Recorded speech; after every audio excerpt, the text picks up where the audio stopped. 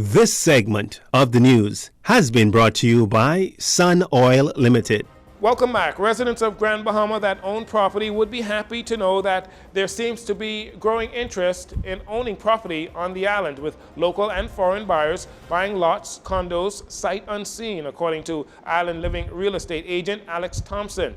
It is believed the renewed interest has been driven by major new investments led by Carnival's Cruise Port, the transformation of the Grand Bahama Shipyard, a new buyer for the Grand Lucayan Hotel, the Harbor Project, the sale of the Port Lucayan Marina, and the O2 Resort, as well as the new medical university that has driven prices up by double digits in the last quarter in Grand Bahama. Ms. Thompson said it is ironic the devastation of Hurricane Dorian brought so much attention to Grand Bahama that many people got a chance to see what Grand Bahama has to offer, with home buyers getting much more for their money compared to homes in New Providence.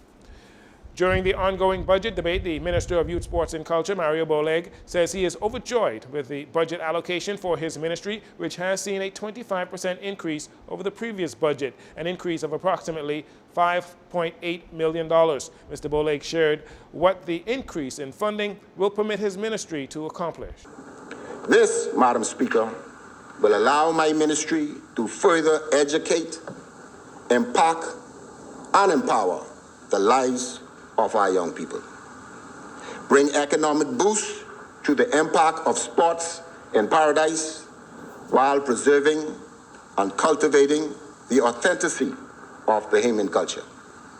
Mr. Boleg says there is a powerful potential in the nation's youth. He says the Bahamas must find the courage to change old ideas and practices in an effort to direct the power of the youth towards positive goals. He borrowed the following quote.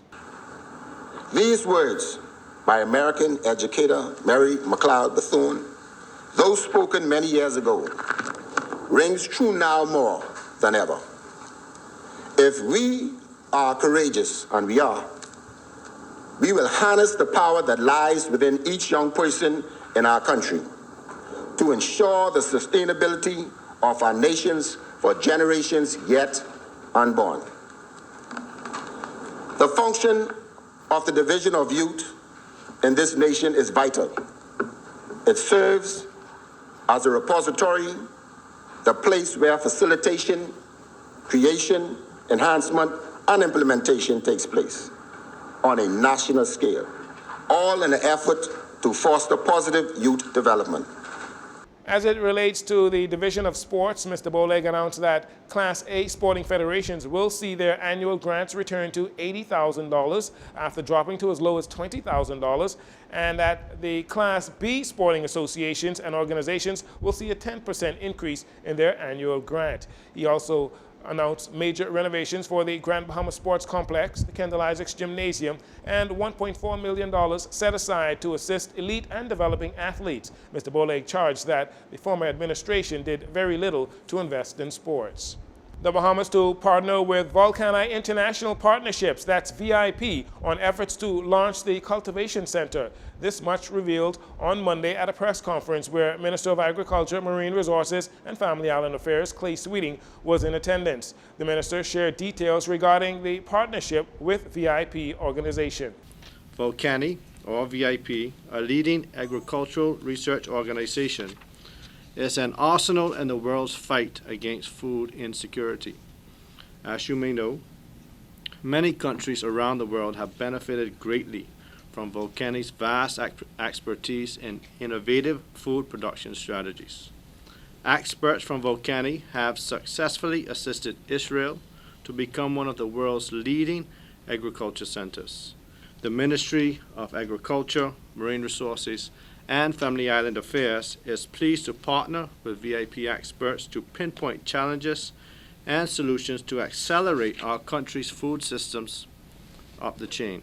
This partnership comes in the midst of high levels of inflation, namely on food items. The minister stated that in the week to come, members of VIP will travel throughout the country to islands including Eleuthera, Grand Bahama, New Providence, and Abaco, alongside ministry officials to deduce what can be done to promote food development. VIP's team, accompanied by ministry officials, will this week travel to areas in New Providence, Abaco, Grand Bahama and my hometown, Eleuthera, and produce a comprehensive report on the possible potential for development in the mentioned areas.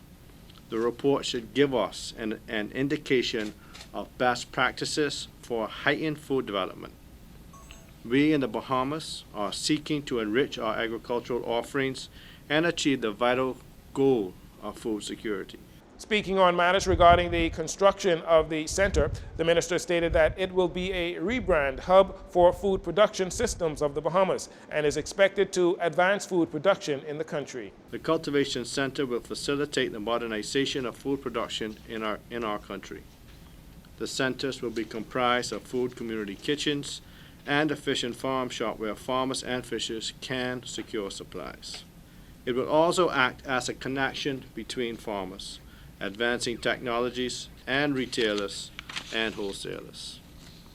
We will create a community hub that is expected to transform and enhance food production in the Bahamas. He noted that although it may not come overnight, the potential to create a thriving food system for the country is there, as the Bahamas has a unique opportunity to feed ourselves, and the collaboration with VIP is a step in the right direction. And finally, more from the food security front. Ambassador to the United Nations Food Agricultural Organization, or FAO, Winston Pinnock, has been elected to serve as the vice chairman of the FAO Council in Rome, Italy. His representation makes the Bahamas only the second country in the English-speaking Caribbean to hold such a high-level post since FAO's inception in 1945. This following Pinnock's nomination at the Latin American Regional and Caribbean Countries, or LARC, session held in Ecuador in March. The nomination was put to the floor during the 170th session of FAO's Council in Rome this week, and it was unopposed. Mr. Pinnock said he is committed to using his platform to bring attention to the perilous issues of climate change for the Bahamas and to promote the country's efforts to enhance food production. He is also grateful to the Prime Minister Philip Davis, for having the confidence in him to carry out such a crucial assignment in dealing with food security issues of the country at a critical time as this. The last English-speaking country to hold such a post was Trinidad and Tobago. And that'll do it for your JCN Evening News. Once again, I'm Jarino Saunders. Thanks for joining us. This segment of the news has been brought to you by Sun Oil Limited.